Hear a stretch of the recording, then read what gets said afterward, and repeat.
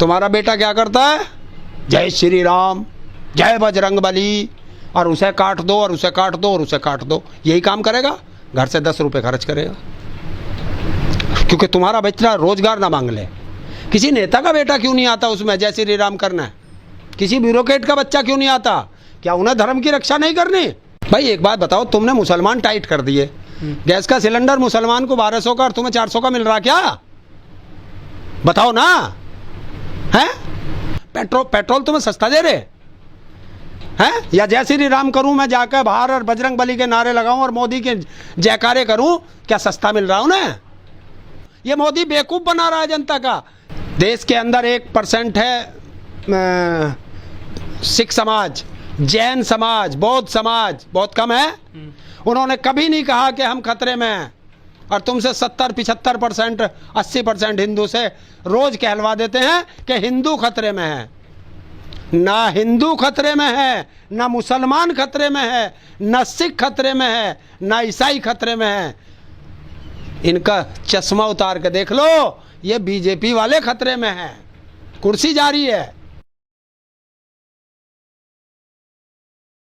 आप कहाँ से आई हैं? मैं गुजरात सूरत से आई हूँ। आप गुजरात से आ रही हैं। आपके वहाँ के सीएम थे, वो प्रधानमंत्री बन गए। आपको तो गर्व करना चाहिए कि आपके राज्य ने दिया।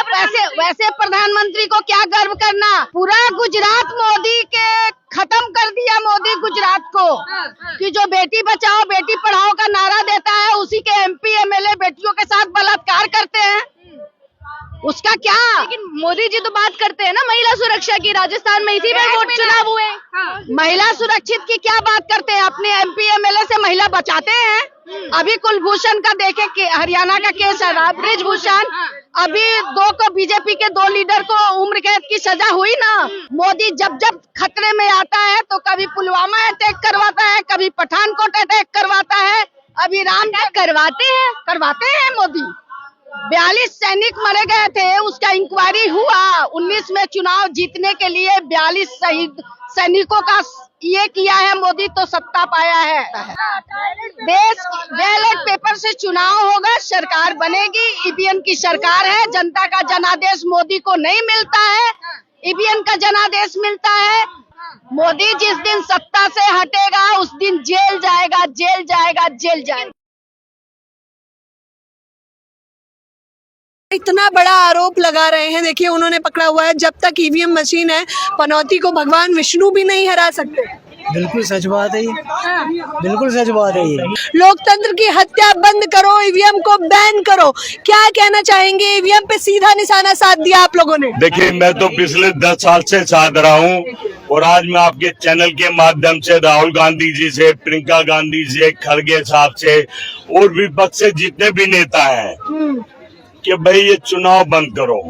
मजा नहीं आ रहा, हर बार ऐसे EVM से हारना अच्छी बात नहीं है, क्योंकि मोदी तय करते कौन जीतेगा कौन हारेगा, ये क्लियर है।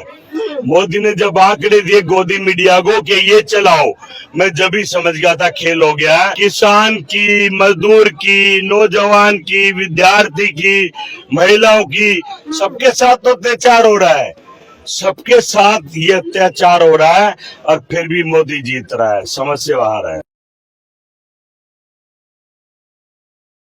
हमारे साथ एक्टिविस्ट अंजलि जी होंगे, जो लगातार मध्य प्रदेश को कवर भी कर रही थी। अंजलि, आप तो मध्य प्रदेश भी गई थी, क्या माहौल था? और जो लोग EVM पे सवाल खड़े कर रहे हैं, आपका क्या मानना है? क्या वाकई में EVM में कुछ गड़बड़ी है? बिल्कुल गड़बड़ी है महाराज, एकदम गड़बड़ी है। क्योंकि जिस जगह पे पानी नहीं है, खाना नहीं है, जिस लोगों को अभी तक घर नहीं है, मकान नहीं है, मतलब आपको मेरे वीडियोस देखने को मिल जाएंगे, कहीं कहीं डाला हुआ है, जैसे कि एक दकंटा पे भी होगा, लेकिन एक एक चीज जो है वहाँ पे लोगों से एकदम उल्टा हो गया है। वहाँ पे जिसके पानी नहीं है वो क्यों भी मोदी सरकार को वोट देगा, आप बताइए? क्योंकि जीने का आधार पानी माना जाता है। हम वहाँ पे देखें कि एक दिन पानी भर के 10 दिन घर चलाया जाता है। ये MP की बात बता रहे हैं हम आपको। वहाँ पे EVM है, ये बात सच्चाई है, क्योंकि वहाँ पे पूरा BJP हार रही थी, लेकिन अचानक रातों रात कैसे पलट हो गई? तो मोदी जी का मैजिक भी तो था साथ में। कौन सा मैजिक? हम वहाँ गए थे छतरपुर में, 1 मिनट, योजना दे रहे ऐसा कुछ नहीं था। लोग लाडली बहना योजना से खुश नहीं था। क्योंकि वहाँ के लोगों ने, वहाँ की महिलाओं ने खुद बताया था कि ये लाडली बहना योजना चुनाव के 6 महीने पहले मुझे पैसे मिल रहे हैं, उससे पहले मुझे पैसे नहीं मिले थे। वहाँ की महिला कह रही थी कि इस बार मोदी हमें नहीं चाहिए। एक एक गांव में मैं जाके खबर की हूँ, वहाँ पे देखा है कि मोदी जी मुझे नहीं चाहिए। औरतों का कहना है, जवानों का कहना है कि वहाँ पे हॉस्पिटल नहीं है, इलाज कराने के लिए जगह नहीं है। महाराज आप कह रहे हैं कि वहाँ रास्ते नहीं है, ना तो वहाँ रास्ते है ना तो हॉस्पिटल। अगर किसी का एक्सीडेंट हो जाए, अगर आधे घंटे तक आप लोग उसको हॉस्पिटल ना पहुंचा पाओ तो वह इंसान मर जाएगा। ऐसी स्थिति। अखबार मोदी जी का, मीडिया मोदी जी का, ईवीएम मोदी जी का, चुनाव आयोग मोदी जी का, हर कुछ मोदी जी का। फिर मोदी जी जीतेंगे ना। मुझे नहीं लगता कि जनता इतनी नासमझ है कि वो ये नहीं समझ पा रही कि 9.5 साल से एक व्यक्ति लगातार हमें मूर्ख बना रहा है। देने के नाम पे सिवाय भीख देने के और कुछ भी नहीं है। 5 किलो अनाज के अलावा और कुछ नहीं है। केवल लोगों को मूर्ख बनाया जा रहा है। उनको रोजगार नहीं है, महंगाई पर कोई कंट्रोल नहीं है, महिलाओं की कोई सुरक्षा नहीं है, किसानों की स्थिति में कोई सुधार नहीं, उनकी आय दुगनी नहीं हुई। सब लोगों को घर की बात थी, उन्हें पक्का मकान नहीं मिला, कोई भी स्मार्ट सिटी नहीं बना। ये सारी चीजें सबके सामने हैं, सब कुछ झूठ। उसके बावजूद भी लोग उस पर विश्वास करके उसको वोट देंगे, जिताएंगे। ऐसा है नहीं, सच ये नहीं। सच वही है हम जो लगातार बार बार कह रहे हैं कि ये सब ईवीएम का घोटाला है। बीजेपी क्या, मैंने बार बार इन शब्दों में कहा, फिर दोहराता हूं कि हर सीट पर एक मोदी और एक अमित शाह बिठा दो, तब भी बीजेपी लोकसभा चुनाव में 40 सीटें नहीं जीत सकती। विधानसभा में तो सुपड़ा ही साफ होगा। त्रिपुरा में जब फर्स्ट इलेक्शन में बीजेपी जीता था, उससे पहले भी एक काउंसिलर और एक की पंचायत मेंबर थी नहीं थी। क्या हुआ जो एक राताराती 43 सीट असेंबली पे पा गया बीजेपी। तो आप सीधा सीधा ईवीएम को बोल रहे हैं। Sure there is no transparency in EVM. अगर फोन हैक किया जा सकता है, कंप्यूटर हैक किया जा सकता है, ये तो सिक्योरिटी के सवाल है उस नतीजे और निर्वाचन के प्रोसेस के लिए, ये सिक्योरिटी के सवाल है।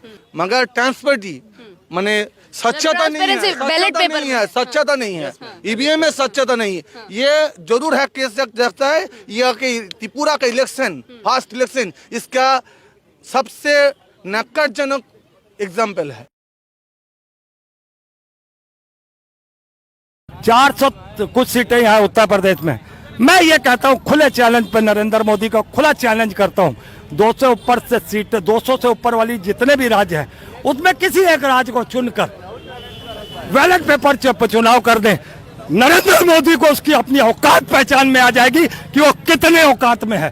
देश उसको समझा देगा।